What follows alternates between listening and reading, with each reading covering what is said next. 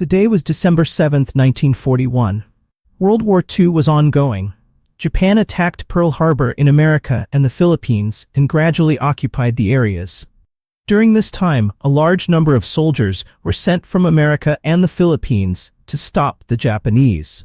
But this huge army did not know that they were about to face such horrific events that had never happened before in the history of the world. This massive force had no plan, not even a supply of food. Because of this, after many days without food and drinking water, they eventually grew weak. At one point, they were forced to surrender to the Japanese. In America's military history, this surrender was seen as a huge defeat for them. But Japan faced a strange problem at that moment. Since the 70,000 soldiers from America and the Philippines had surrendered, Japan had to find a way to hold them. But Japan didn't have the means to hold or feed these prisoners. So finally, they came up with a peculiar solution. They decided to make the soldiers walk a 60-mile distance. While walking, many soldiers fell ill due to the lack of food. If any soldier stopped due to exhaustion, the Japanese would immediately shoot or torture them to death. In a very short time, the Japanese killed almost 15,000 soldiers this way. This act of marching the soldiers while torturing and killing them is known in history as the Bataan Death March. Even after walking 60 miles every day, the soldiers who survived were placed in various death camps across the Philippines. The most notorious among these death camps were the Cabanatuan and Palawan death camps. In these camps, various cruel tortures were inflicted on the captured soldiers. They were forced to do back-breaking labor all day long and were not given adequate food. If they fell sick, no medicine was given to them. Thousands of soldiers died from various diseases this way. The most horrifying incident occurred on the day when 500 American and Filipino prisoners were forced into an underground pit at the Palawan death camp. To block the way out of the pit, large petrol drums were brought and placed over the openings. As soon as the lids of the drums were opened, petrol began to pour out. The Japanese then set fire to the pits, meaning the prisoners were burned alive. However, those who survived the flames were shot dead. In this situation, America decided that, no matter what, they had to rescue the 500 prisoners at the Cabanatuan death camp. This responsibility fell on Colonel Mucci, who was tasked with executing the entire plan. To save those 500 prisoners from that horrific place, another person stepped forward to assist in creating the plan. His name was Captain Prince. Before forming the plan, they observed the situation around Cabanatuan. Captain Prince observed that the Japanese had built the death camp in such a way that there was hardly any place to hide before entering. Therefore, rescuing the 500 prisoners seemed almost impossible. However, Captain Prince later devised an excellent plan to attack the camp.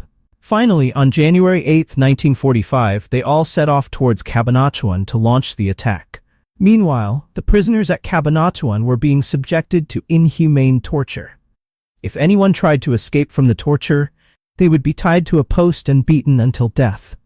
Here we see Major Gibson. Although Major Gibson was a prisoner like the other soldiers, he was continuously using his intellect. He kept thinking of ways to escape with everyone from there. And this woman is Margaret. She was an American nurse, but she was working at a hospital in a place called Manila in the Philippines. She had a secret purpose for being there. She collaborated with some foreign spies to secretly send medicines and food to the prisoners at Cabanatuan death camp. However, at one point, the Japanese soldiers realized that someone from outside was secretly sending medicine and food to the camp. On the other hand, Colonel Mucci and his army reached an area 30 miles away from the Cabanatuan death camp, surrounded by the Japanese army. Upon arrival, they noticed that the Japanese had surrounded the area in such a way that moving forward according to the plan could be risky. Therefore, they had to move cautiously, hiding in the nearby bushes and jungle. Meanwhile, an unexpected event occurred. The Japanese suddenly withdrew their troops from the Cabanatuan death camp. Major Gibson understood that this could be a sign of a bigger danger. Shortly after, Japanese soldiers and police arrived at the camp, but they were even more ruthless than the regular Japanese soldiers. The leader of this ruthless force was Major Nagai. Major Nagai was the person responsible for burning prisoners alive with petrol at the Palawan death camp. Major Nagai summoned Major Gibson to his office, and warned him that no food or medicine should come from outside, and if anyone tried to escape, they would shoot 10 prisoners. Meanwhile, upon receiving information that someone from the hospital in Manila was supplying food and medicine to the camp, the Japanese soldiers brought in a few suspects. They also found a witness to identify the spies involved in sending supplies to the camp from the Manila hospital. Luckily, Margaret managed to escape suspicion that day, but many spies were killed on the spot. As soon as Margaret returned home, a Japanese army officer arrived at her house and arrested her. They had figured out that Margaret was the one secretly sending food and medicine to the prisoners at the camp from the Manila hospital. Margaret was taken to prison, where she was tortured. However, despite the severe torture, the Japanese soldiers couldn't get a confession from Margaret, so they released her. Margaret, being extremely weak, took refuge in a church. Now, one might wonder why the Japanese soldiers released her instead of killing her. It was because they wanted to see where Margaret would go after being released. Since they couldn't get any information from Margaret, they started following her. The people in the church where Margaret had taken refuge were also secretly helping the American soldiers. So, following Margaret, the Japanese soldiers soon arrived at the church. But Margaret managed to escape somehow. However, everyone in the church was brutally killed by the Japanese. On the other hand, Major Gibson's health continued to deteriorate. Without medicine, he shivered with fever at night, and his condition worsened day by day. Meanwhile, under the leadership of Colonel Mucci and Captain Prince, the entire army secretly evaded the Japanese soldiers' attention and reached a nearby village. There, they met with Captain Pajota of the Filipino army. Pajota points to the 100 burnt dead bodies and says that since the villagers were helping their soldiers, the Japanese soldiers brutally burned the locals to death. Now, the combined forces of the Filipino army and the American army decide to launch an attack on the death camp at Cabanatuan. Pajota informs them that since most of the prisoners of war are sick, arrangements must be made for some wooden carts to rescue them. Captain Pajota takes them to a nearby village for the day. The village is only 2 miles away from the Cabanatuan camp, so they will be able to keep a close eye on the camp's activities from here. While observing the activities, they are shocked to see that the Japanese army is going to the camp in the dark of night and planning to burn the prisoners to death, just like they did at the Palawan camp. Large oil tanks are being brought into the camp. The next morning, we see a man named Red trying to escape from the camp. However, he is caught by the Japanese soldiers, and after brutal torture, he is brought back into the camp. Since Major Nagai had already stated that if one person tried to escape, they would kill 10 in retaliation, he lines up 10 prisoners and shoots them to death. On the other hand, the colonels gather information and find out that the Japanese travel to the camp over a bridge. So, they first plan to blow up the bridge with a bomb. This will prevent the Japanese army from getting external reinforcements. Captain Prince comes up with another plan.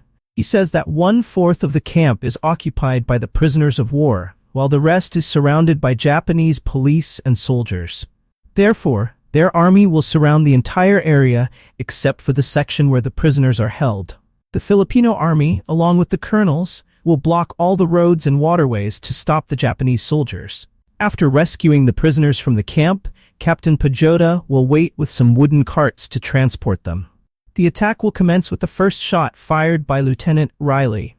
However, the problem is that the entire perimeter of the camp is an open space, so surrounding it would risk being spotted by the Japanese. For this reason, Captain Pajota says he will arrange for an army aircraft. When the Japanese see the warplane approaching, they will be distracted, and they will take advantage of this opportunity. Eventually, Captain Prince and the others slowly and stealthily advance across the open ground. One of their soldiers, avoiding the Japanese's attention, climbs onto the bridge's foundation and begins planting the bomb. But just then, a Japanese soldier starts inspecting the bridge. Right at that moment, according to their plan, an aircraft flies over them.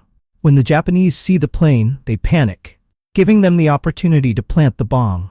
Captain Prince and his team move right up to the camp. Lieutenant Riley aims at a Japanese soldier stationed in a high tower and fires the first shot. As soon as Riley shoots, everyone starts firing at the Japanese soldiers. The Japanese were completely unprepared for this attack, so one after another, the Japanese soldiers fall to gunfire. They continue to shoot at the oil tanks brought in to burn the prisoners, causing massive explosions in the camp.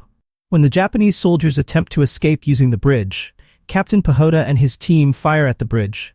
The bridge explodes. Gradually, the American army starts taking control of the camp. However, amidst all this, Japanese Major Nagai escapes towards the outside of the camp. Since Major Gibson was unable to walk, Captain Prince takes responsibility for rescuing him. The Japanese soldiers trying to enter the camp by water are being shot and killed by Captain Muchi and the rest of the troops. But Major Nagai is still alive. Nagai starts shooting from his side. When Riley and his team start shooting at him, they eventually run out of bullets. At this point, Nagai gets up and attacks Riley. Although he injures Riley, Riley manages to grab Nagai's gun and shoots him multiple times, killing him. Finally, after this long battle, they successfully rescue everyone. They take them to a place called Talavera. Margaret arrives there to meet Gibson, but when she arrives, she finds that after suffering from various illnesses for so long, Gibson has passed away. Margaret breaks down in tears, embracing Gibson's dead body because there was a deep connection between them. Gibson left a letter for Margaret, in which he wrote, "Even after enduring so much torture and suffering for these 3 years, you gave me the strength to live. Not just for me, but your contribution to everyone in this camp was significant. Maybe we won't unite in this life, but if there's a next life, I want to live that life for you." Margaret breaks down in tears even more. In the end, we see Captain Prince being commended for his successful mission. And with that, the movie based on this true story concludes. These are real images from the Cabanatuan mission. Today's video was different. Let us know your thoughts in the comments, and be sure to subscribe to our channel to get more videos like this.